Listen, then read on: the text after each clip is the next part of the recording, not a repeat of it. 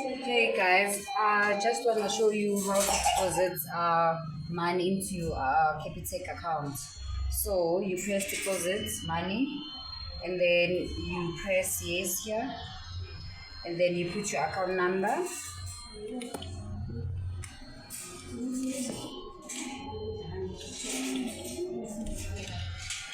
Then you press enter, and then you just make sure your details, you confirm everything.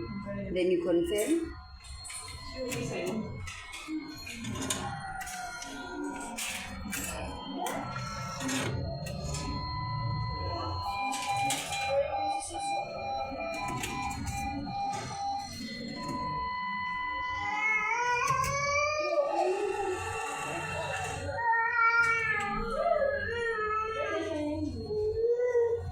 And then you press done. Then you check everything. You can also put your own ref if you want to.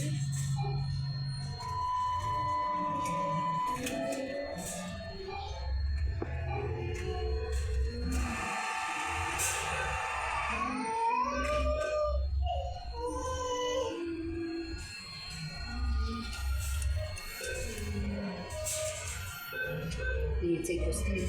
Done. Oh, wow, you're such talented. Mzumbiza.